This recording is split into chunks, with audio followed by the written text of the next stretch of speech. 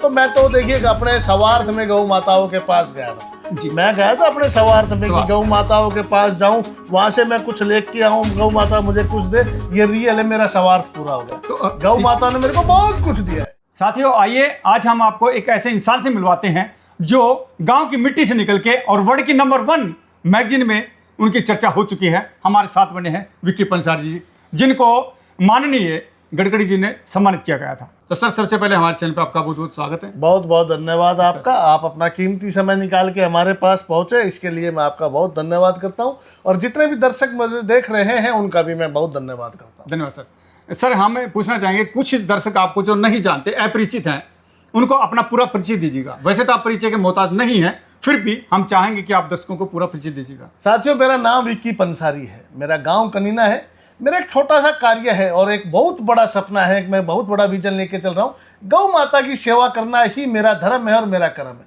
आज मैं गौ माता की वजह से ही इंटरनेशनल लेवल पे मेरी एक पहचान बनी है। माननीय नितिन गडकरी जी ने मुझे एक बहुत बड़े सम्मान से नवाजा है, और दुनिया की नंबर 1 जो मैगजीन है फोर्ब्स, उसके अंदर भी मेरा आर्टिकल छपा है। ये सब गौ माता की कृपा है। तो मेरा एक ही लक्ष्य है कि मैं बढ़ चढ़ के गौ माता की सेवा कर सकूं। आपने कहा सेवा करूं, कैसे आपने सोचा कि मैं एक गौ माता की सेवा करूं? इसके अलावा काफ़ी और भी सेवाएं हैं, लेकिन आपने गौ माता को क्यों टारगेट बनाया कि गौ माता की सेवा की? देखिए, ऐसा है कि गौ माता चलता फिरता एक देवालय है हमारी धरती पे। हम हजारों प्रकार के मंदिर हैं हमारी धरती पे, लाखों की संख्या मंदिर है। हम हर मंदिर में तो नहीं जा सकते ना जी, क्योंकि इतना तो हमारे पास समय ही नहीं है कि हम एक एक मंदिर में जाएं। अगर आपको वर्ल्ड के सभी मंदिरों को एक साथ दर्शन करने हैं ना, तो आप गौ माता के पास चले जाइए। गौ माता के अंदर जितने भी देवी देवताएं हैं पूरी धरती पे, वो गौ माता के अंदर है। तो मैंने सोचा क्यों ना पूरे वर्ल्ड के जितने भी मंदिर हैं उनके दर्शन किए जाएं, उनसे आशीर्वाद प्राप्त किया जाए। तो मैं गौ माता के पास पहुंच गया जी। गौ माता की सेवा करते हैं आप, और काफ़ी समय से करते हुए आ रहे हैं, लेकिन हम जगह जगह पे देखते हैं कि आप कुछ डोनेशन भी करते हैं। जैसे आपने पीछे कूलर डोनेशन किए थे, इसके अलावा चारा देते हैं, बादाम, किशमिश, काजू, हर प्रकार का आप उनके लिए सेवा के अंदर देते हैं जी। देखिए, मेरा मानना यह है कि जो पदार्थ हम खाते हैं जी, वही पदार्थ हमारी गौ माँ खाए, क्योंकि गौ हमारी साक्षात माँ लक्ष्मी का रूप है। गौ हमारी माता है, तो जो बच्चा खाएगा वही माँ खाएगी।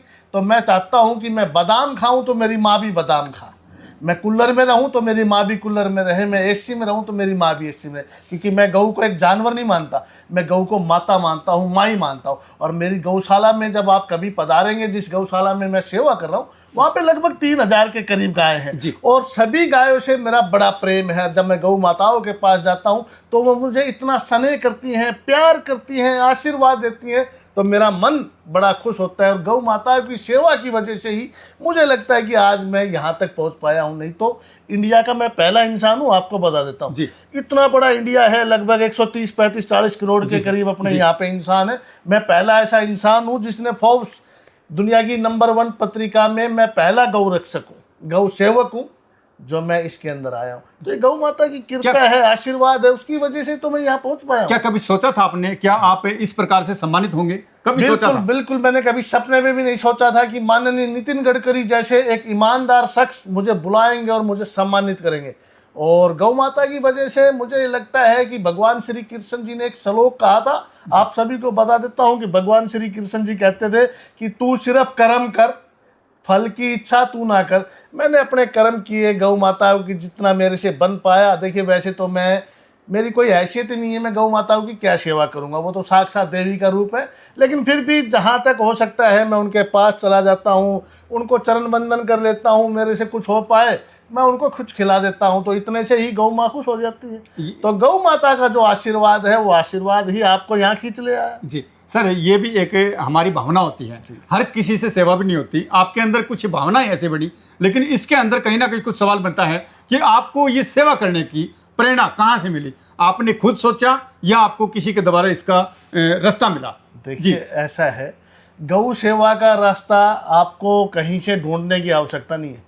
हमारे संस्कार, हमारे माता पिता के दिए हुए जो संस्कार हैं, उन्हीं की वजह से हम गौ माता की सेवा कर रहे हैं। सबसे बड़ी बात क्या है कि हमारे जो दादाजी थे वो बहुत ही धार्मिक इंसान थे, तो वो हमें हमेशा बताते थे कि बेटा गौ माताओं की आप सेवा करें तो गौ माता कहीं ना कहीं आपके लिए बहुत तरक्की के रास्ते खोलेगी। तो मैं तो देखिए अपने स्वार्थ में गौ माताओं के पास गया था, जी। मैं गया था अपने स्वार्थ में कि स्वार्थ। गौ माताओं के पास जाऊं, वहां से मैं कुछ लेके आऊं, गौ माता मुझे कुछ दे, ये रियल है, मेरा स्वार्थ पूरा हो गया। तो गौ माता ने मेरे को बहुत कुछ दिया है। इसमें बीच में सवाल उठता है सर, आपने कहा स्वार्थ में गया था, तो अगर आप स्वार्थ में गौ माता की सेवा करने गए थे तो फिर वो सेवा कहाँ हुई, क्योंकि देखिए- आपका भी स्वार्थ हो गया उसके अंदर। हाँ हाँ, बताइएगा। शुरुआत में मैं गौ माता के पास इसीलिए गया था कि मुझे किसी ने ये बताया था कि गौ माता माँ लक्ष्मी का रूप है, जी।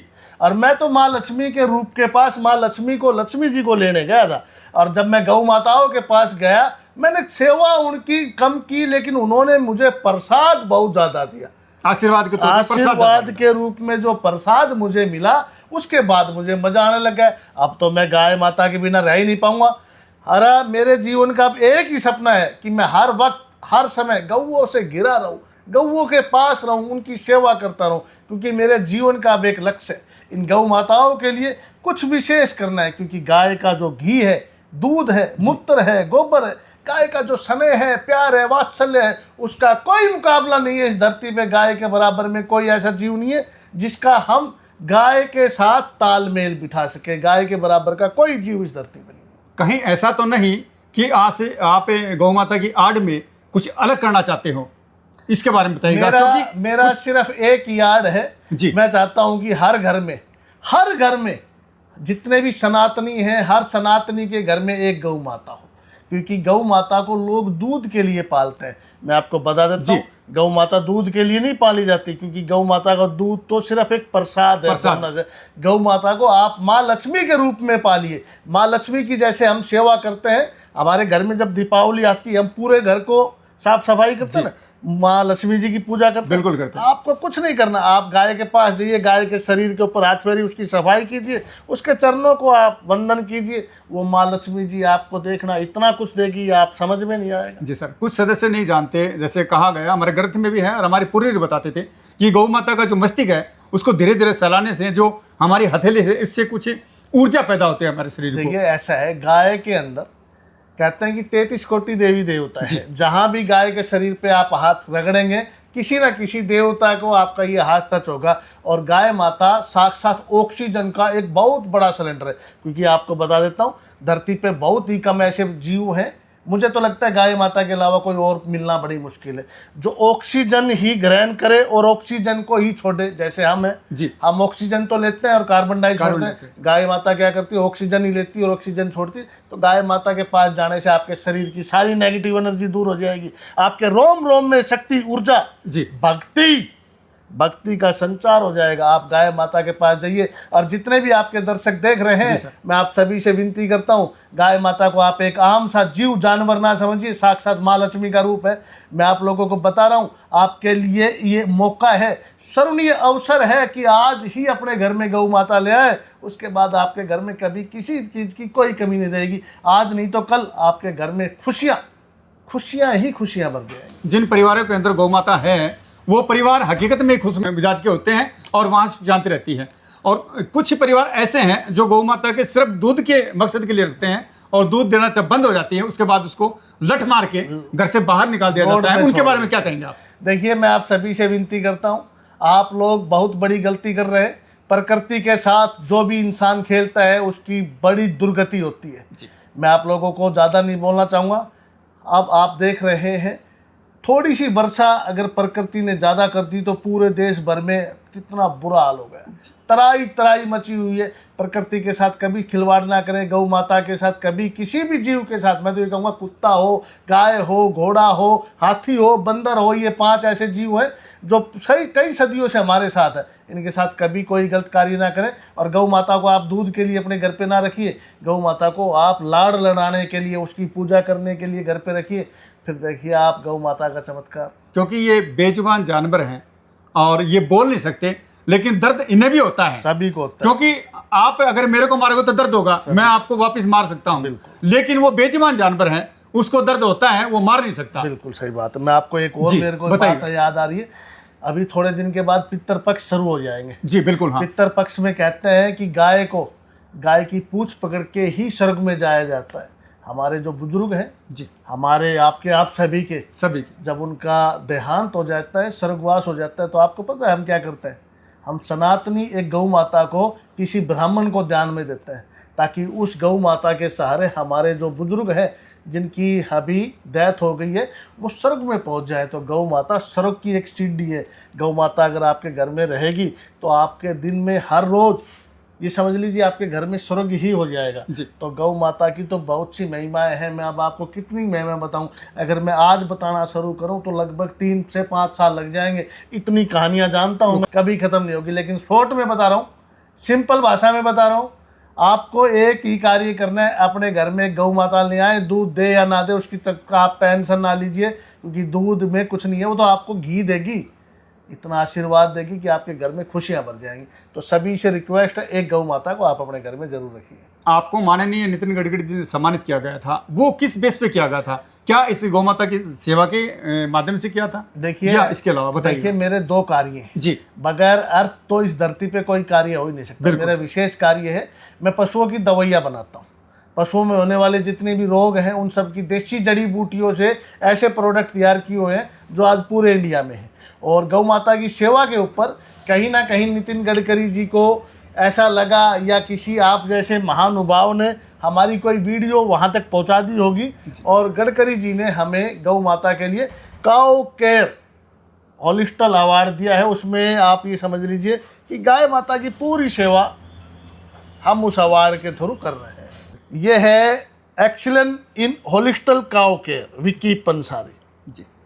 ये अवार्ड मुझे मिला है गौ माता की सेवा के ऊपर, और मुझे बड़ी प्रसन्नता होती है, बड़ी खुशी होती है कि लोग जिसको जानवर समझते हैं उस जानवर ने मेरी तकदीर बदल दी। तकदीर बदल, आप लोगों की भी बदल सकती है अगर आप सेवा करेंगे तो। जी जी जी, क्योंकि सेवा दिल से करोगे, दिल से तो करोगे, आप तो वहां पहुंच सकते हैं जहां आपने कभी सोचा नहीं होगा। सोचा नहीं। क्या कभी विक्की पंसाल जी ने सोचा था कि माननीय नितिन गडकरी जी इनको सम्मानित करेंगे? लेकिन सिर्फ एक गौ माता की सेवा को देखते हुए, और आज ये चेहरा पूरे देश में चर्चित है। तो इसके अलावा आप मानव सेवा भी करते थे, हमने उसके भी कुछ आपके एक्टिविटियां देखी मैंने थी। बहुत से लोगों की सेवा की जी, बहुत से लोगों के मैं घर पे गया, उनकी सेवा की, जितना मेरे से हो सका। देखिए मैं कोई बहुत बड़ा आदमी तो हूँ नहीं जी, लेकिन मानव सेवा में कहीं ना कहीं एक कमी है, इंसान स्वार्थी है। बिल्कुल सही कर रहे हो। इंसान स्वार्थी है। अगर आपने कभी किसी इंसान की 1 रुपए की मदद की ना, अब उसको ये लगने लग जाएगा कि वो बंदा फिर आएगा और उससे 2 लेने हैं, 5 लेने हैं, 10 लेने हैं, 100 लेने हैं। वो थोड़ी बहुत मेहनत कर रहा है तो भी कम कर उसको भी छोड़ देगा। तो मुझे उस समय महसूस हुआ कि जो मैं ये छोटी मोटी मदद लोगों की कर रहा था, ये मदद इतना प्रभाव नहीं कर सकती, क्योंकि लोगों को उनकी थिंकिंग सोच बहुत छोटी है। अगर आप किसी को 100 देना चाहेंगे तो वो चाहेगा कि आप उसको 1000 दें। अगर आपने उसको 1000 नहीं दिए तो वो कहीं ना कहीं आपकी बुराई ही करेगा। उसके बाद मैंने इंसानों के साथ मेल मिलाप कम करके गौ माताओं की तरफ मैं बढ़ गया, क्योंकि मैं बचपन से ही गौ प्रेमी हूँ, गौ सेवक हूँ, और मैं बचपन से गौ माताओं के पास जा रहा था। अब इतना मन लग गया कि मैं हर रोज़ दिन में कई कई घंटे गौ माता के पास रहता हूँ।